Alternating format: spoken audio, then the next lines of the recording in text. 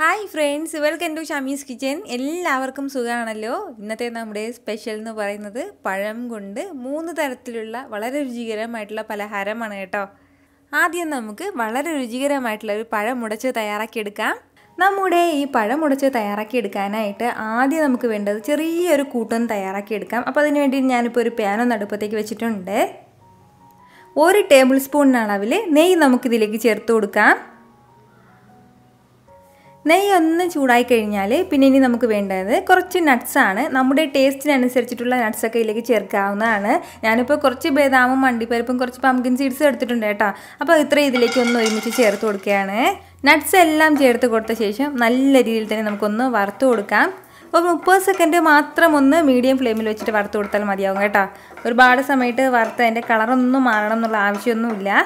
അപ്പോൾ ഇതുപോലെ ലൈറ്റായിട്ടൊന്ന് വറുത്ത് കൊടുത്തിട്ടുണ്ട്. ഇത്രയും ഒന്ന് വറുത്ത് കഴിഞ്ഞാൽ പിന്നെ ഇനി നമുക്ക് ഇതിലേക്ക് വേണ്ടതാണ് ഇതുപോലെ ഒരു 1/4 കപ്പ് അളവിൽ ചിരകിയ തേങ്ങയും കൂടി നല്ല ഫ്രഷ് ആയിട്ടുള്ള തേങ്ങ വേണം ചേർക്കാനായിട്ട് കേട്ടോ. നമ്മളിപ്പോൾ ഫ്രിഡ്ജിൽ വെച്ചിരിക്കുന്ന തേങ്ങയൊന്നും ഇതിലേക്ക് ചേർക്കാൻ വേണ്ടി നിൽക്കരുത്. അതായത് ഉടനെ തന്നെ ഫ്രഷ് ആയിട്ട് നമ്മൾ പൊട്ടിച്ച് ചിരകി എടുക്കില്ലേ, ആ ഒരു തേങ്ങയാണ് കേട്ടോ ഇതിലേക്ക് ആവശ്യമായിട്ടുള്ളത്. അപ്പോഴാണ് ആ തേങ്ങാപ്പാലിൻ്റെ ആ ഒരു ടേസ്റ്റൊക്കെ ഇതിൽ നന്നായിട്ടൊന്ന് കിട്ടുന്നത്. ഇതുപോലെ തേങ്ങയെല്ലാം ചേർത്ത് കൊടുത്തിട്ട് നല്ല രീതിയിൽ തന്നെ ഒന്ന് മിക്സ് ചെയ്തെടുത്തിട്ടുണ്ട്. അപ്പോൾ ഇത്രയും ആയിക്കഴിഞ്ഞാൽ ഇനി നമുക്ക് ഇതിലേക്ക് വേണ്ടതാണ് ഇതുപോലെ ഒരു 5 ടേബിൾ സ്പൂൺ അളവിൽ പഞ്ചസാരയും കൂടി എടുത്തിട്ടുണ്ട്. പഞ്ചസാര നമ്മുടെ മധുരത്തിനനുസരിച്ചിട്ട് നമുക്കിതിലേക്ക് ചേർക്കാവുന്നതാണ്. ഇത്രയും ആയിക്കഴിഞ്ഞാൽ പിന്നെ ഇനി നമുക്കിതിലേക്ക് വേണ്ടത് ഒരു 1/2 ടീസ്പൂൺ അളവിൽ ഏലക്ക പൊടിച്ചതും കൂടിയാണ്. അപ്പോൾ ഇത് ഇത്രയും ചേർത്ത് കൊടുത്തിട്ട് നല്ല രീതിയിൽ തന്നെ ഇതെല്ലാം കൂടി ഒന്ന് മിക്സ് ചെയ്ത് യോജിപ്പിച്ച് കൊടുക്കുകയാണ്. ഇതുപോലെ നന്നായിട്ട് എല്ലാം കൂടി ഒന്ന് യോജിപ്പിച്ച് കൊടുക്കാം. ഇനി നമുക്ക് ഫ്ലെയിം ഒന്നും വെച്ചിട്ട് നമുക്ക് ഒരുപാട് സമയത്ത് വഴറ്റേണ്ട കാര്യമൊന്നുമില്ല. വളരെ പെട്ടെന്ന് തയ്യാറാക്കി എടുക്കാൻ പറ്റുന്നതാണ് കേട്ടോ നമ്മുടെ ഈ പഴം ഉടച്ചതെന്ന് പറയുന്നത്. ഫ്ലെയിം ഒന്ന് ഓഫ് ചെയ്യാണ്. ഇനി നമുക്ക് വേണ്ടതാണ് ഇതുപോലെ കുറച്ച് ചെറുപഴം ഞാനിപ്പോൾ എടുത്തിട്ടുണ്ട്. 400 ഗ്രാം അളവിലാണ് കേട്ടോ ചെറുപഴം എടുത്തിട്ടുള്ളത്. അതായത് നേന്ത്രപ്പഴം ഒഴിച്ച് ബാക്കി ഏത് പഴം വേണമെങ്കിലും നമുക്ക് എടുക്കാവുന്നതാണ്. ചെറുപഴമാണ് ഏറ്റവും ബെസ്റ്റ് ആയിട്ടുള്ളത്. എന്നിട്ട് ഇതുപോലെ ചെറുതായിട്ടൊന്ന് അരിഞ്ഞെടുത്തിട്ടുണ്ട് 400 ഗ്രാം അളവിൽ കേട്ടോ. അപ്പോൾ ഇതിലേക്ക് ഇനി നമുക്ക് ആദ്യം ചേർത്ത് കൊടുക്കേണ്ടത് നമ്മളിതാ മിക്സ് ചെയ്ത് റെഡിയാക്കി വെച്ചിരിക്കുന്ന ആ ഒരു തേങ്ങാക്കൂട്ട് ചേർക്കാം. കൂടെ തന്നെ പിന്നെ ഇനി നമുക്കിതിലേക്ക് വേണ്ടത് ഇതുപോലെ ഒരു 1/4 കപ്പ് അളവിൽ തേങ്ങാപ്പാലും കൂടിയാണ്. തേങ്ങാപ്പാലിന് പകരം നമുക്ക് ഫ്രഷ് മിൽക്ക് എടുക്കാവുന്നതാണ്.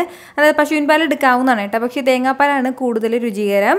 നമുക്ക് ഇഷ്ടമുള്ള അളവിൽ നമുക്കിതിലേക്ക് തേങ്ങാപ്പാൽ ചേർക്കാവുന്നതാണ് കേട്ടോ. അതായത് കുറച്ചുകൂടി ലൂസായിട്ട് വേണമെന്നുണ്ടെങ്കിൽ, ഞാനിപ്പോൾ നല്ല തിക്കായിട്ടാണ് ഇത് തയ്യാറാക്കി എടുക്കുന്നത്, കുറച്ചുകൂടി ലൂസായിട്ട് വേണമെന്നുണ്ടെങ്കിൽ അധികം തേങ്ങാപ്പാൽ ചേർത്ത് കൊടുത്താൽ മതിയാവും. അതുപോലെ തന്നെ ഒരു പിഞ്ചളവിൽ ഉപ്പും കൂടി നമുക്ക് ആവശ്യമായിട്ടുണ്ട്. ഈ ഉപ്പും ചേർത്ത് കൊടുത്ത ശേഷം നല്ല രീതിയിൽ തന്നെ ഇതെല്ലാം കൂടി ഒന്ന് നമുക്ക് മിക്സ് ചെയ്ത് യോജിപ്പിച്ചെടുക്കാം. പഴമൊക്കെ ചെറുതായിട്ടൊന്ന് ഉടഞ്ഞു കിട്ടണം. ആ ഒരു രീതിക്ക് വേണം നന്നായിട്ടൊന്ന് മിക്സ് ചെയ്തെടുക്കാനായിട്ട്. ഇതുപോലെ സൂപ്പറായിട്ട് ഞാൻ ഇതെല്ലാം കൂടി ഒന്ന് മിക്സ് ചെയ്ത് യോജിപ്പിച്ചെടുത്തിട്ടുണ്ട്. അപ്പോൾ നമുക്കിത് ഇങ്ങനെ തന്നെ കഴിക്കാവുന്നതാണ്. ഇതുപോലെ തയ്യാറാക്കിയെടുത്ത ശേഷം നമുക്കിത് ഫ്രിഡ്ജിൽ വെച്ചിട്ട് നന്നായിട്ട് തണുപ്പിച്ചിട്ടും കഴിക്കാവുന്നതാണ് കേട്ടോ. അപ്പോൾ അങ്ങനെ തണുപ്പിച്ചിട്ട് കഴിക്കുന്നത് അതുമാത്രം ഇഷ്ടപ്പെടുന്ന കുറേ പേരുണ്ടാകും. അപ്പോൾ അതിൻ്റെ പേരിലാണ് ഞാനത് എടുത്ത് പറഞ്ഞത്. അതെല്ലാം എന്നുണ്ടെങ്കിൽ നമുക്ക് നല്ല ചൂട് പാലപ്പോ അല്ലെങ്കിൽ കരിക്കപ്പത്തിൻ്റെ കൂടെ കഴിക്കാം, നല്ല ചൂടായിട്ടുള്ള ഇടിയപ്പത്തിൻ്റെ കൂടെ കഴിക്കാം. അതൊക്കെ നല്ല ബെസ്റ്റ് കോമ്പിനേഷനാണ് കേട്ടോ. ഇനിയിപ്പോൾ നമുക്ക് ദോശയുടെ കൂടെ വേണമെന്നുണ്ടെങ്കിൽ അങ്ങനെ കഴിക്കാം, പ്രശ്നമൊന്നുമില്ല. പക്ഷേ ഈ രണ്ടുമാണ് ഏറ്റവും ബെസ്റ്റ് ആയിട്ടുള്ള കോമ്പിനേഷൻ എന്ന് പറയുന്നത്, പാലപ്പവും ഇടിയപ്പവും ഒക്കെ. ഇനി നമ്മുടെ അടുത്ത റെസിപ്പി പഴം കൊണ്ട് ആവിയിൽ വേവിച്ചെടുക്കാൻ പറ്റുന്ന വളരെ രുചികരമായിട്ടുള്ളൊരു കോണപ്പമാണ്. അപ്പോൾ ഇതിന് വേണ്ടിയിട്ട് ഞാനിപ്പോൾ ഇതുപോലെ ഒരു കടായി ഒന്ന് അടുപ്പത്തേക്ക് വെച്ചിട്ടുണ്ട്. അതൊന്ന് ചൂടായി വരുമ്പോഴത്തേക്കും അതിലേക്ക് നമുക്ക് ഒരു 100 ഗ്രാം അളവിൽ ശർക്കര ചേർത്ത് കൊടുക്കാം. അപ്പോൾ 2 പീസ് അളവിലാണ് ഞാനിപ്പോൾ ശർക്കര എടുത്തിട്ടുള്ളത്. ഈ ഒരു അളവിൽ നമ്മുടെ മധുരത്തിനനുസരിച്ചിട്ടുള്ള ശർക്കര എടുക്കാവുന്നതാണ്. ഇനി ഇതൊന്ന് നന്നായിട്ടൊന്ന് ഉരുക്കിയെടുക്കാൻ വേണ്ടിയിട്ട് 1 കപ്പ് അളവിൽ വെള്ളം കൂടി ചേർക്കുകയാണ്. നമ്മളിതിലേക്ക് ശർക്കര ചേർക്കുന്നത് നമ്മുടെ മധുരത്തിനനുസരിച്ചിട്ടാണ്. കുറച്ച് മധുരം മതിയെങ്കിൽ ഇതിൽ നിന്ന് കുറച്ചും കൂടി ശർക്കര കുറയ്ക്കാം. അതല്ല കുറച്ചും കൂടി കൂടുതൽ മധുരമൊക്കെ വേണമെന്നുള്ളവർക്ക് കൂടുതൽ ചേർക്കാവുന്നതാണ്. പക്ഷേ വെള്ളത്തിൻ്റെ അളവ് ഈ ഒരു അളവിൽ തന്നെ വെച്ചേക്കണം. 1 കപ്പ് അളവിലാണ് വെള്ളം നമുക്ക് വേണ്ടത്. ഇനി ഫ്ലെയിം ഒന്ന് ഹൈയിലേക്ക് വെച്ചിട്ട് തന്നെ നല്ല രീതിയിൽ ഇതെല്ലാം ഒന്ന് ഉരുക്കിയെടുക്കാം. ഇപ്പോൾ നമ്മുടെ ഈ ശർക്കരയെല്ലാം നല്ല രീതിയിൽ തന്നെ ഒന്ന് ഉരുകി കിട്ടിയിട്ടുണ്ട്. അപ്പോൾ നന്നായിട്ട് ഇതുപോലൊന്ന് തിളച്ചു തുടങ്ങിയിട്ടുണ്ട്. ഈ ഒരു സമയം നമുക്ക് വേണ്ടതെന്ന് വെച്ചാൽ ഫ്ലെയിം ഒന്ന് ഓഫ് ചെയ്ത് കൊടുക്കണം. ഇപ്പോൾ ഇതിൽ അത്യാവശ്യം ഈ തരിയും അതുപോലെ തന്നെ നമ്മുടെ ഈ പനയോലയും അതുപോലെ തന്നെ ചെറിയ പൊടികളൊക്കെ ഉണ്ടാകും. അപ്പോൾ അതൊന്ന് നന്നായിട്ടൊന്ന് അരിച്ച് ഈ ഒരു കടായിലേക്ക് തന്നെ നമുക്ക് ചേർത്ത് കൊടുക്കാം. ഈ ശർക്കര പാനിയെല്ലാം ഒന്ന് അരിച്ച് ഒഴിച്ച് കഴിഞ്ഞാൽ പിന്നെ ഇനി നമുക്കിതിലേക്ക് വേണ്ടതാണ് ഇതുപോലെ ഒരു 1/2 ടീസ്പൂൺ അളവിൽ ഏലക്ക പൊടിച്ചതും കൂടി. അപ്പോൾ നമ്മൾ ഏലക്ക പൊടി ചേർക്കുമ്പോഴത്തേക്കും ഇതിൽ നല്ലൊരു ഏലക്കയുടെ ഫ്ലേവർ ഉണ്ടാവും. അതുപോലെ തന്നെ കൂടെ വേണ്ടതാണ് ഇതുപോലെ ചെറുതായിട്ടൊന്ന് അരിഞ്ഞെടുത്ത തേങ്ങാ കഷ്ണങ്ങളും കൂടി. ഒരു 1/4 കപ്പ് അളവിലാണ് ഞാനിപ്പോൾ ഇതിലേക്ക് തേങ്ങ എടുത്തിട്ടുള്ളത്. ഇതുപോലെ നൈസായിട്ടൊന്ന് അരിഞ്ഞെടുത്താൽ മതിയാവും. ചിരകിയ തേങ്ങ ചേർക്കരുത്, ഇതുപോലെ ചെറുതായിട്ടൊന്ന് അരിഞ്ഞ് വേണം തേങ്ങാ കഷ്ണങ്ങൾ ചേർക്കാനായിട്ട്. കൂടെ തന്നെ ഇനി വേണ്ടതാണ് ഇതുപോലെ ഒരു 2 പിഞ്ച് അളവിൽ മാത്രം ഉപ്പും കൂടി. ഉപ്പ് കൂടുതൽ ചേർക്കരുത്. നമ്മുടെ ഈ തേങ്ങാക്കൊത്തും ചേർത്ത് കൊടുത്തതിന് ശേഷം ഒരു 30 സെക്കൻഡ് മാത്രം ഇതുപോലെ ഒന്ന് ഇളക്കി കൊടുക്കാം. ഇതുപോലെ നല്ല രീതിയിൽ ഒന്ന് തിളച്ച് തുടങ്ങിക്കഴിഞ്ഞാൽ പിന്നെ നമുക്ക് വേണ്ടതെന്ന് വെച്ചാൽ ഫ്ലെയിം നന്നായിട്ടൊന്ന് കുറച്ച് വെക്കാം. ഫ്ലെയിം ഒന്ന് കുറച്ച് വെച്ച് കൊടുത്ത ശേഷം പിന്നെ ഇനി നമുക്കിതിലേക്ക് വേണ്ടതാണ് ഇതുപോലെ ഒരു 1/2 കപ്പ് അളവിൽ അരിപ്പൊടി എടുത്തിട്ടുണ്ട്. പച്ചരിപ്പൊടിയാണ്. അപ്പോൾ അധികം തരിയൊന്നും ഇല്ലാത്ത പച്ചരിപ്പൊടി വേണം നമുക്കിതിനായിട്ട് വേണ്ടത്. 1/2 കപ്പ് അളവിൽ മാത്രമേ അരിപ്പൊടി ചേർക്കാൻ പാടുള്ളൂ, കൂടുതൽ ചേർക്കരുത്. 1 കപ്പ് അളവിൽ വെള്ളത്തിന് 1/2 കപ്പ് അളവിലാണ് അരിപ്പൊടി വേണ്ടത്. കൂടെ തന്നെ പിന്നെ ഇനി നമുക്കിതിലേക്ക് വേണ്ടത് ഒരു 1/4 കപ്പ് അളവിൽ റവയും കൂടിയാണ്. വറുത്ത റവയാണ് ചേർത്ത് കൊടുത്തിട്ടുള്ളത്. അപ്പോൾ നമ്മൾ ഈ റവയും കൂടി ചേർത്തിട്ട് നമ്മൾ ഇതൊന്ന് മിക്സ് ചെയ്യുമ്പോഴത്തേക്ക് റവ പിന്നീട് നന്നായിട്ടൊന്ന് സോഫ്റ്റായിട്ട് നല്ലതുപോലെ ഒന്ന് കട്ടിയായിട്ട് കുറുകി കിട്ടും. ഫ്ലെയിം ഒന്ന് ലോയിൽ വെച്ചിട്ട് തന്നെയാണ് ഞാനിപ്പോൾ ഇതുപോലെ ഒന്ന് മിക്സ് ചെയ്ത് എടുത്തിട്ടുള്ളത്. അപ്പോൾ റവയൊക്കെ ഒന്ന് വെന്ത് തുടങ്ങുമ്പോഴത്തേക്കും ഈ ഒരു കട്ടിക്കാണ് നമുക്കിത് കിട്ടിയിട്ടുള്ളത്. അപ്പോൾ ഇത്രയും തന്നെ മതിയാവും. ഇതുപോലെ നന്നായിട്ടൊന്ന് മിക്സ് ചെയ്ത് എടുത്തിട്ടുണ്ട്. ഈ ഒരു സമയം ഇനി നമുക്ക് ഫ്ലെയിം ഓഫ് ചെയ്ത് കൊടുക്കാം. അതിനുശേഷം പിന്നെ വേണ്ടതാണ് ഞാനിപ്പോൾ ഇതുപോലെ ഒരു പഴം ഒന്ന് എടുത്തിട്ടുണ്ട്. ഏത് പഴം വേണമെങ്കിലും എടുക്കാവുന്നതാണ്. നേന്ത്രപ്പഴം എടുക്കാം, ചെറുപഴം ഒക്കെ എടുക്കാവുന്നതാണ്. ഇതിപ്പോൾ ഒരു പഴമാണ്, അത്യാവശ്യം വലിയ പഴത്തിലൊരു പഴം എടുത്തിട്ടുണ്ട്. ഇതുപോലെ ചെറുതായിട്ടൊന്ന് അരിഞ്ഞെടുത്തിട്ട് ഫോർക്ക് വെച്ചിട്ട് നന്നായിട്ടൊന്ന് മിക്സ് ചെയ്തിട്ട് അതുകൂടി നമുക്കിതിലേക്ക് ചേർക്കാം. മിക്സിയിലിട്ട് നല്ലതുപോലെ അരച്ചെടുക്കരുത്. ഒരു സ്പൂണും കൊണ്ടോ ഫോർക്കോ കൊണ്ടോ ഒന്ന് ഉടച്ചെടുത്താൽ മാത്രം മതിയാവും. കൂടെ തന്നെ ഇതുപോലെ 1 ടേബിൾ സ്പൂൺ അളവിൽ നെയ്യും കൂടി നമുക്ക് ആവശ്യമായിട്ടുണ്ട്. അപ്പോൾ അതും കൂടി ചേർക്കാം. നമ്മൾ ഈ നെയ്യ് ചേർക്കുമ്പോഴത്തേക്കും നല്ലൊരു ഫ്ലേവർ കിട്ടും നമ്മുടെ ഈ സ്നാക്കിന്. അപ്പോൾ ഇനി നമുക്ക് വേണ്ട എന്താണെന്ന് വെച്ചാൽ നല്ല രീതിയിൽ ഇതെല്ലാം കൂടി ഒന്ന് മിക്സ് ചെയ്തെടുക്കുകയാണ്. അപ്പോൾ ഞാനിപ്പോൾ ഇതിലേക്ക് പഴമാണ് ചേർത്തിട്ടുള്ളത്. ഈ പഴത്തിന് പകരം ഇപ്പോൾ ചക്കപ്പഴത്തിൻ്റെയൊക്കെ സീസണാണ്. അപ്പോൾ ചക്കയൊക്കെ കിട്ടുകയാണെന്നുണ്ടെങ്കിൽ നല്ല പഴുത്ത ചക്കയൊക്കെ ഇതിലേക്ക് പഴത്തിന് പകരം അരിഞ്ഞ് ചേർക്കാവുന്നതാണ്. പഴവും ചേർത്ത് കൊടുത്തതിന് ശേഷം നല്ല രീതിയിൽ ഇതുപോലെ വീണ്ടും ഒന്ന് മിക്സ് ചെയ്ത് കൊടുക്കുക. അപ്പോൾ ഇതാണ് അതിൻ്റെ ഒരു കറക്റ്റ് കൺസിസ്റ്റൻസി എന്ന് പറയുന്നത് കേട്ടോ. അതായത് ഒരുപാട് കട്ടിയായിട്ടിരിക്കാനും പാടില്ല, അതുപോലെ തന്നെ ഒരുപാട് ലൂസായിട്ടായി പോകാനും പാടില്ല. ഇതുപോലെ എല്ലാം നമ്മളൊന്ന് മിക്സ് ചെയ്തെടുത്ത് കഴിഞ്ഞാൽ പിന്നെ ഇനി നമുക്ക് ഇതെങ്ങനെയാണൊന്ന് നന്നായിട്ട് സെറ്റ് ചെയ്തെടുക്കുന്നതെന്ന് നോക്കാം. അപ്പോൾ ഇനി നമുക്ക് വേണ്ടതെന്താണെന്ന് വെച്ചാൽ ഞാനിപ്പോൾ ഇതുപോലെ കുറച്ച് വാഴലയൊന്ന് ഈ ഒരളവിനൊന്ന് കട്ട് ചെയ്തെടുത്തതിന് ശേഷം നന്നായിട്ടൊന്ന് ചൂടാക്കി എടുത്തിട്ടുണ്ട്. ഒന്ന് വാട്ടിയെടുക്കണം. അപ്പോഴത്തേക്കും ഇതുപോലെ നമുക്ക് ഇഷ്ടമുള്ള ഷേപ്പിന് ഇതെങ്ങനെ വേണമെന്നുണ്ടെങ്കിൽ ഇതൊന്ന് മടക്കിയും ഫോൾഡ് ചെയ്തെടുക്കാൻ പറ്റും. അതല്ല ചൂടാക്കാത്ത വാഴയിലാണെന്നുണ്ടെങ്കിൽ നമുക്ക് അറിയാവുന്നതാണ്, അതങ്ങ് കീറിപ്പോകും. അപ്പോൾ ഒന്ന് പ്രത്യേകം ശ്രദ്ധിച്ചേക്കണം. അപ്പോൾ ഇനി നമുക്ക് വേണ്ട കാര്യം എന്താണെന്ന് വെച്ചാൽ ഈ ഒരളവിലാണ് എടുത്തിട്ടുള്ളത്. ഇതൊന്നൊരു കോണിൻ്റെ ഷേപ്പിൽ നമുക്കൊന്ന് റോൾ ചെയ്തെടുക്കാം. നമുക്ക് എല്ലാവർക്കും അറിയാവുന്ന തന്നെയാണ് ഈ ഒരു രീതിക്ക് ഇതൊന്ന് ചുറ്റിച്ചൊന്ന് കോണിൻ്റെ ഷേപ്പിലാക്കി എടുക്കാനായിട്ട്. അതിനുശേഷം ഇതിങ്ങനെ തന്നെ ഇതൊന്ന് ഇടിക്കാൻ വേണ്ടിയിട്ട് ഇവിടെ എന്തെങ്കിലും ഒരു ഈർക്കിലിയോ അല്ലാന്നുണ്ടെങ്കിൽ ഒരു ടൂത്ത് പിക്കോ കൊണ്ട് നന്നായിട്ട് ഇതൊന്ന് പിൻ ചെയ്ത് കൊടുക്കാം.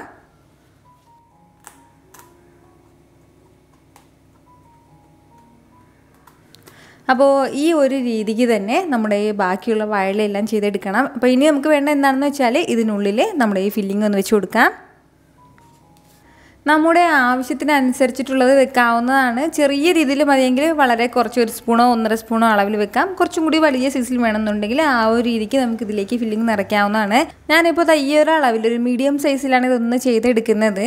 ഈ ഒരു രീതിക്ക് തന്നെ നമുക്ക് ബാക്കിയുള്ളതും പെട്ടെന്ന് ചെയ്തെടുക്കാം.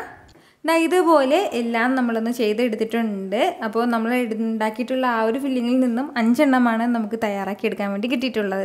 അപ്പോൾ ഇനി ഞാനിപ്പോൾ ഒരു ബൗളിലേക്ക് ഇതുപോലെ ഒന്ന് ഇങ്ങനെ കുത്തനെ ഒന്ന് വെച്ചിരിക്കുകയാണ്. അതാകുമ്പോഴത്തേക്കും നമ്മൾ ചരിച്ചിടുമ്പോഴത്തേക്കും ചിലപ്പോൾ ഇതിങ്ങനെ പതുക്കെ ഇങ്ങനെ അതിൻ്റെ ഷേപ്പ് മാറാൻ ചാൻസ് ഉണ്ട്. അപ്പോൾ അതിൻ്റെ പേരിൽ നമ്മൾ തയ്യാറാക്കി എടുക്കുന്ന സമയത്ത് ഇതുപോലെ ഒന്ന് കപ്പിലേക്കൊന്ന് ഒരു ബൗളിലേക്കൊന്ന് ഇറക്കി വെക്കാം.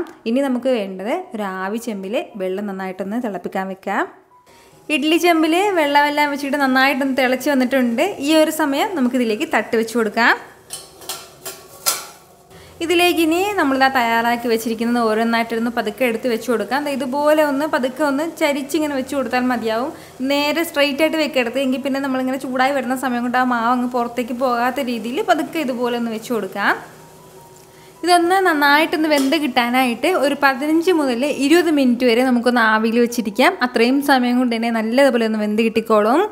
എന്നാൽ ശരി, ഒരു 15 മിനിറ്റോളം ഇതൊന്നും ഇങ്ങനെ ഇരിക്കട്ടെ. ഫ്ലെയിം മീഡിയത്തിൽ വേണം വെക്കാനായിട്ട്, ഹൈ ഫ്ലെയിമിൽ വെക്കരുത്. അതുപോലെ തന്നെ ലോ ഫ്ലെയിമിലും വെക്കേണ്ട ആവശ്യമില്ല. ഇതിപ്പോൾ ആവിയിലിരിക്കാൻ തുടങ്ങിയിട്ട് ഏകദേശം ഒരു 20 മിനിറ്റോളം ആയിട്ടുണ്ട്. ഇനി നമുക്കൊന്ന് തുറന്ന് നോക്കാം.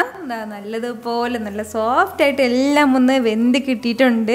അപ്പോൾ ഇനി നമുക്ക് വേണ്ട എന്താണെന്ന് വെച്ചാൽ ഫ്ലെയിം ഒന്ന് ഓഫ് ചെയ്ത് കൊടുക്കാം. ഓഫ് ചെയ്ത് കൊടുത്തതിന് ശേഷം ഇനി നമുക്ക് വേണ്ടതെന്ന് വെച്ചാൽ ഈ ചൂടോട് കൂടി ഇത് എടുക്കാൻ വേണ്ടി നിൽക്കണ്ട. ഇത് നല്ലതുപോലെ ഒന്ന് തണുത്തതിന് ശേഷം നമുക്കിത് എടുക്കാവുന്നതാണ്. ഇപ്പോൾ ഇതെല്ലാം ചെറിയ രീതിയിലൊന്ന് തണുത്തിട്ടുണ്ട്. തണുത്ത് കഴിയുമ്പോഴത്തേക്കും വീണ്ടും കുറച്ചും കൂടി ഒന്ന് ഹാർഡായി കിട്ടും നമുക്ക്. ഇനി നമുക്കിത് ഓരോന്നും ഇതെങ്ങനെയാണ് ഇത് കറക്റ്റായിട്ട് റെഡി ആയിട്ടുള്ളത് നോക്കാം. ഇതിപ്പോൾ അത്യാവശ്യം കുറച്ച് ചൂടുണ്ട് കേട്ടോ. ഇതുപോലെ വളരെ സിമ്പിളായിട്ട് നമുക്കിങ്ങനെ ഇളക്കിയെടുക്കാൻ വേണ്ടി പറ്റും. ഈ ഒരു രീതിക്ക് നമ്മുടെ ഈ സ്നാക്ക് നല്ല സൂപ്പറായിട്ട് റെഡി ആയിട്ടുണ്ട്. ഇനി അടുത്തത് നല്ല രുചികരമായിട്ടുള്ളൊരു പഴം ഹൽവയാണ് കേട്ടോ. പഴം കൂടുതലുള്ള സമയത്ത് നമുക്ക് ഇതുപോലെ പഴം ഹൽവ തയ്യാറാക്കാവുന്നതാണ്. അപ്പോൾ ഇതിന് വേണ്ടിയിട്ട് നമുക്ക് ഫസ്റ്റ് മെയിനായിട്ട് വേണ്ടത് നന്നായിട്ട് പഴുത്ത നേന്ത്രപ്പഴമാണ്. ഞാനിപ്പോൾ ഒരു 3 നേന്ത്രപ്പഴം എടുത്തിട്ടുണ്ട്. എന്നിട്ട് ഇതുപോലെ ചെറിയ പീസാക്കിയിട്ടൊന്ന് കട്ട് ചെയ്തിട്ടുണ്ട്. അപ്പോൾ ഇതുപോലെ നേന്ത്രപ്പഴം തന്നെ വേണമെന്നുള്ള ആവശ്യമില്ല. നമുക്കിഷ്ടമുള്ള ഏത് പഴത്തിൽ വേണമെന്നുണ്ടെങ്കിൽ ഇതുപോലെ ചെയ്തെടുക്കാവുന്നതാണ്. ചെറുപഴം മാത്രം നമുക്ക് ഒഴിവാക്കാം, ബാക്കിയുള്ള ഏത് പഴം വേണമെങ്കിലും എടുക്കാവുന്നതാണ്. നല്ലതുപോലെ പഴുത്തിട്ടുണ്ടെങ്കിൽ അത്രയും നല്ലത്. അപ്പോൾ ഇതുപോലെ ചെറിയ പീസാക്കിയിട്ടൊന്ന് കട്ട് ചെയ്തതിന് ശേഷം പിന്നീട് നമുക്ക് മിക്സിയുടെ ജാറിലേക്ക് മാറ്റിയിട്ട് നല്ല സ്മൂത്തായിട്ടൊന്ന് ബ്ലെൻഡ് ചെയ്തെടുക്കണം. ഞാനിപ്പോൾ മിക്സിയുടെ ചെറിയ ജാറിലേക്കാണ് ഇത് മാറ്റിയിട്ടുള്ളത്. പെട്ടെന്ന് തന്നെ ഒന്ന് ബ്ലെൻഡ് ചെയ്ത് എടുത്തിട്ട് വരാം. ഇതുപോലെ നല്ല സ്മൂത്തായിട്ട് നമ്മളൊന്ന് ബ്ലെൻഡ് ചെയ്ത് എടുത്തിട്ടുണ്ട്. വെള്ളമൊന്നും ചേർക്കേണ്ട ആവശ്യമില്ല. ഈ ഒരു രീതിക്ക് വേണം നമുക്കിത് കിട്ടാനായിട്ട്. അങ്ങനെ അധികം പഴത്തിൻ്റെ വലിയ വലിയ കട്ട പീസൊന്നും കാണാൻ പാടില്ല. ആ ഒരു രീതിക്ക് വേണം നമ്മൾ നന്നായിട്ടൊന്ന് ബ്ലെൻഡ് ചെയ്തെടുക്കാനായിട്ട്. ഇനി നമുക്ക് അടുത്ത് വേണ്ട കാര്യമാണ് ഒരു കടായി ഒന്ന് അടുപ്പത്തേക്ക് വെച്ചിട്ട് അതിലേക്ക് നമുക്ക് ആവശ്യമായിട്ടുള്ള നെയ്യ് ചേർത്ത് കൊടുക്കാം. ഞാനിപ്പോൾ ഒരു 1/4 കപ്പ് അളവിലാണ് നെയ്യ് എടുത്തിട്ടുള്ളത്. ഇതുപോലുള്ള കാര്യങ്ങളൊക്കെ തയ്യാറാക്കി എടുക്കാനായിട്ട് എപ്പോഴും നെയ്യ് തന്നെ യൂസ് ചെയ്യണം കേട്ടോ. നെയ്യിൽ തയ്യാറാക്കുമ്പോൾ മാത്രമേ നമുക്ക് ആ ഒരു പെർഫെക്റ്റ് ടേസ്റ്റിലേക്ക് കിട്ടത്തുള്ളൂ. ഈ ഒരു അളവിലാണ് ഞാനിപ്പോൾ നെയ്യ് എടുത്തിട്ടുള്ളത്. ഇതിൽ നിന്നും കുറച്ചും കൂടി വേണമെങ്കിൽ കുറച്ചെടുക്കാം. വേണമെന്നുണ്ടെങ്കിൽ ഇതിലും കൂടുതലായിട്ട് നമുക്ക് ചേർത്ത് കൊടുക്കാം, പ്രശ്നമൊന്നുമില്ല. അപ്പോൾ നമ്മളിപ്പോൾ ഒരു കറക്റ്റ് അളവിനാണ് ഇതിലേക്ക് നെയ്യ് ചേർത്തിട്ടുള്ളത്. അപ്പോൾ നമ്മുടെ നെയ്യെല്ലാം ഒന്ന് ചൂടായി കഴിഞ്ഞാൽ പിന്നെ ഇനി നമുക്കിതിലേക്ക് വേണ്ടതാണ് ഒരു 1/2 കപ്പ് അളവിൽ ഗോതമ്പ് പൊടിയും കൂടി. അപ്പോൾ ഇതുപോലെ ഈ ഒരു അളവിൽ മാത്രമാണ് ഗോതമ്പ് പൊടി എടുത്തിട്ടുള്ളത്. നമ്മുടെ ഈ ഗോതമ്പ് പൊടിയിലേക്ക് ചേർത്ത് കൊടുക്കുമ്പോഴത്തേക്കും ഈ നെയ്യിൽ കിടന്നിട്ട് നല്ലതുപോലെ ഒന്ന് ഫ്രൈ ആയി കിട്ടും. ഫ്ലെയിം ഒന്ന് മീഡിയത്തിൽ നിന്ന് ഒരല്പം കൂടി കുറച്ച് വെച്ച് കൊടുത്തിട്ട് വേണം നമ്മൾ നന്നായിട്ട് ഇതൊന്ന് ഫ്രൈ ചെയ്ത് എടുക്കേണ്ടത്. നമ്മളിപ്പോൾ ഇതിങ്ങനെ കാണുമ്പോഴത്തേക്കും ഇങ്ങനെ നെയ്യെ കുളിച്ച് കിടക്കുന്നത് പോലെ നമുക്ക് തോന്നും. പക്ഷേ ഈ ഒരു അളവിൽ നമ്മൾ പിന്നീട് ഇതിലേക്ക് നെയ്യ് ചേർത്ത് കൊടുക്കുന്നേ ഇല്ല. പക്ഷേ ഈ ഒരു അളവിൽ തന്നെ ഫസ്റ്റിലേ നമ്മൾ ചേർത്ത് കൊടുത്തിട്ട് വേണം നമ്മുടെ ഈ ഗോതമ്പ് പൊടിയെല്ലാം നന്നായിട്ട് നമ്മളൊന്ന് റോസ്റ്റ് ചെയ്ത് എടുക്കാനായിട്ട്. അപ്പോഴും മാത്രമേ ആ ഗോതമ്പ് പൊടിയുടെ ഒരു പച്ച ടേസ്റ്റ് എല്ലാം മാറിയിട്ട് നല്ലതുപോലെ അതിൻ്റെ കളറൊക്കെ ഒന്ന് ലൈറ്റായിട്ടൊന്ന് മാറി വരികയും ചെയ്യണം. നല്ലതുപോലെ ഇത് വെന്ത് കിട്ടും. ഒരുപാട് ഫ്ലെയിം കൂട്ടി വെക്കാൻ വേണ്ടി നമ്മൾ നിൽക്കരുത്. ഒരുപാട് ഫ്ലെയിം കൂട്ടി വയ്ക്കുകയാണെന്നുണ്ടെങ്കിൽ, കാരണം ഇപ്പം നമ്മുടെ നെയ്യ് നല്ല ചൂടാണ്. ഈ ചൂടിൽ പെട്ടെന്ന് തന്നെ വളരെ കുറച്ച് മാത്രമേ ഗോതമ്പൊടിയും ചേർത്തിട്ടുള്ളൂ. പെട്ടെന്ന് തന്നെ എൻ്റെ കളറൊക്കെ മാറി കരിഞ്ഞു പോകും. അപ്പോൾ അതിൻ്റെ പേരിൽ ഫ്ലെയിം ഒന്ന് നന്നായിട്ടൊന്ന് കുറച്ച് വെച്ച് കൊടുത്ത് മാത്രം നമ്മൾ നല്ലതുപോലെ ഒന്ന് റോസ്റ്റ് ചെയ്തെടുക്കണം. നമ്മുടെ ആ പച്ച ടേസ്റ്റ് എല്ലാം ഗോതമ്പൊടിയുടെ പച്ച ടേസ്റ്റ് മാറി ലൈറ്റായിട്ടൊന്ന് കളർ ചേഞ്ച് ആകുന്നത് വരെ മാത്രം ഒന്ന് ഇതുപോലെ ഒന്ന് കൈയെടുക്കാതെ ഇളക്കി കൊടുത്തുകൊണ്ടേയിരിക്കണം. ഇപ്പോൾ നമ്മുടെ ഗോതമ്പ് പൊടിയുടെ കളറൊക്കെ ഒന്ന് ലൈറ്റായിട്ടൊന്ന് മാറി തുടങ്ങിയിട്ടുണ്ട്. നല്ല രീതിയിൽ ഇപ്പോൾ ഇതിൻ്റെ ആ പച്ച ടേസ്റ്റ് എല്ലാം മാറിയിട്ട് നന്നായിട്ട് ഇതിൻ്റെ കളറൊക്കെ ഒന്ന് ഗോൾഡൻ കളറിൽ നിന്ന് കുറച്ചും കൂടി കളറ് മാറി വരികയാണ്. ഇതുപോലെ ഇങ്ങനെ ഒന്ന് ഫ്ലെയിം നല്ല കുറച്ച് വെച്ചിട്ടുണ്ട് കേട്ടോ. ഞാനിപ്പോൾ ഫ്ലെയിം കൂട്ടിയേ വെക്കരുത്. ഈ ഒരു സ്റ്റേജ് ആകുമ്പോഴത്തേക്കും നമ്മൾ തയ്യാറാക്കി വെച്ചിരിക്കുന്ന നമ്മുടെ ആ പഴത്തിൻ്റെ മിക്സും കൂടി ചേർത്ത് കൊടുക്കാം. നമ്മുടെ ഈ പഴത്തിൻ്റെ മിക്സും ചേർത്ത് കൊടുത്തിട്ട് വീണ്ടും പെട്ടെന്ന് തന്നെ ഇതെല്ലാം കൂടി ഒന്ന് മിക്സ് ചെയ്ത് കൊടുക്കാം.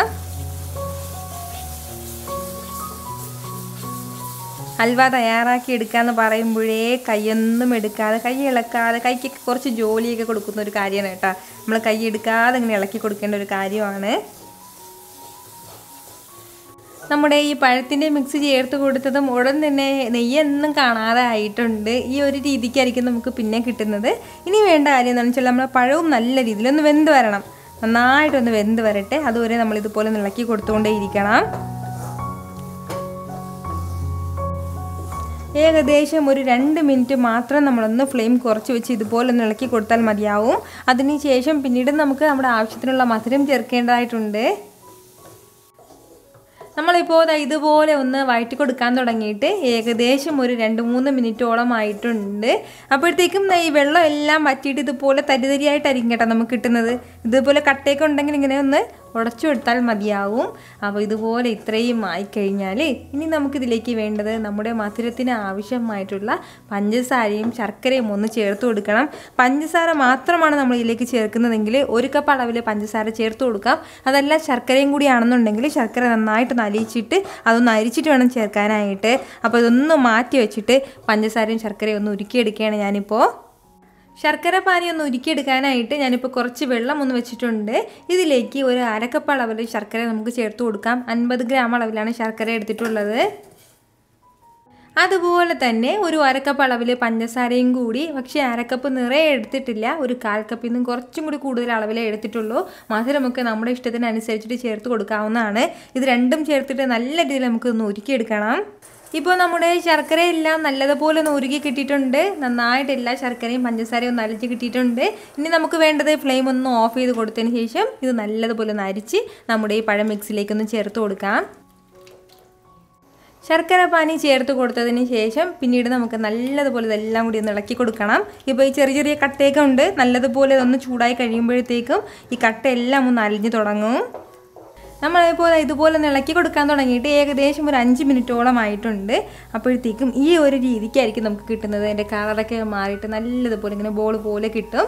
ഇത്രയും ആയിക്കഴിഞ്ഞാൽ ഇനി നമുക്കിതിലേക്ക് ചേർത്ത് കൊടുക്കേണ്ട കാര്യമാണ് ഒരു 1/2 ടീസ്പൂൺ അളവിൽ ഏലക്ക പൊടിച്ചതും കൂടി. ഏലക്കാപ്പൊടി ഇല്ലയെന്നുണ്ടെങ്കിൽ പകരം നമുക്ക് ഒരു 4 ഏലക്ക നന്നായിട്ടൊന്ന് ചതച്ചിട്ട് ചേർത്ത് കൊടുത്താലും മതിയാവും. കൂടെ തന്നെ കുറച്ച് നട്ട്സ് ഞാനിപ്പോൾ ഇതുപോലെ നന്നായിട്ടൊന്ന് റോസ്റ്റ് ചെയ്ത് എടുത്തിട്ടുണ്ട്. നെയ്യിൽ റോസ്റ്റ് ചെയ്ത് എടുത്തതാണ്. എന്നിട്ട് ആ നെയ്യും കൂടി ചേർത്ത് എടുത്തിട്ടുണ്ട്. ഏകദേശം 1 ടേബിൾ സ്പൂൺ അളവിലേ നെയ്യ് ഉണ്ടാവുള്ളൂ. അപ്പോൾ അതും ചേർക്കുകയാണ്. നമുക്കിഷ്ടമുള്ള ഏത് നട്ട്സ് വേണമെങ്കിലും എടുക്കാവുന്നതാണ്. അതിനുശേഷം ഇതെല്ലാം കൂടി വീണ്ടും നല്ല രീതിയിലൊന്ന് മിക്സ് ചെയ്തെടുക്കണം. വേണമെന്നുണ്ടെങ്കിൽ നമുക്കിതുപോലെ ഈ ഒരല്പം ഇതിൽ നിന്ന് ഇങ്ങനെ എടുത്തൊരു ബൗളിലേക്ക് വെച്ചിട്ട് നമുക്ക് സെർവ് ചെയ്യാം. അല്ലാന്നുണ്ടെങ്കിൽ നമുക്കിഷ്ടമുള്ളൊരു ട്രേയിലേക്ക് ഇതെല്ലാം ഒന്ന് സെറ്റ് ചെയ്തതിന് ശേഷം പീസാക്കി കട്ട് ചെയ്തും നമുക്കിത് സെർവ് ചെയ്യാവുന്നതാണ്. നമ്മുടെ ഈ ഹൽവയിൽ ബാക്കി വരുന്നത് പുറത്തും സൂക്ഷിക്കാം, അതുപോലെ തന്നെ ഫ്രിഡ്ജിലും സൂക്ഷിക്കാവുന്നതാണ്. ഫ്രിഡ്ജിലാണെന്നുണ്ടെങ്കിൽ ഒരു 4-5 ദിവസം വരെയും കേടാകാതെ ഇരിക്കും നമുക്ക്. നിങ്ങൾക്കിത് കാണുമ്പോൾ തന്നെ അറിയാമായിരിക്കുമല്ലോ ഇതെന്ത് മാത്രം ടേസ്റ്റി ആയിട്ടായിരിക്കും നമുക്കിത് കിട്ടുന്നതെന്ന്. ഇത് കാണുമ്പോൾ തന്നെ ഇതിന്നൊരു അല്പം എടുത്ത് ഇങ്ങനെ കഴിക്കാൻ തോന്നില്ലേ? അതുപോലെ തന്നെ അത്രയ്ക്കും ടേസ്റ്റി ആയിട്ടാണ് കേട്ടോ ഇതുള്ളത്. ട്രൈ ചെയ്ത് നോക്കിയതിന് ശേഷം നിങ്ങളുടെ ഫീഡ്ബാക്ക് എനിക്ക് മറക്കാതെ ഒന്ന് അറിയിക്കണം. കാരണം നിങ്ങളുടെ ഫീഡ്ബാക്ക് കാണുമ്പോഴായിരിക്കും അത് മറ്റുള്ളവർക്കും തയ്യാറാക്കി നോക്കണം എന്നുള്ളൊരു പ്രചോദനം ഉണ്ടാവുന്നത്.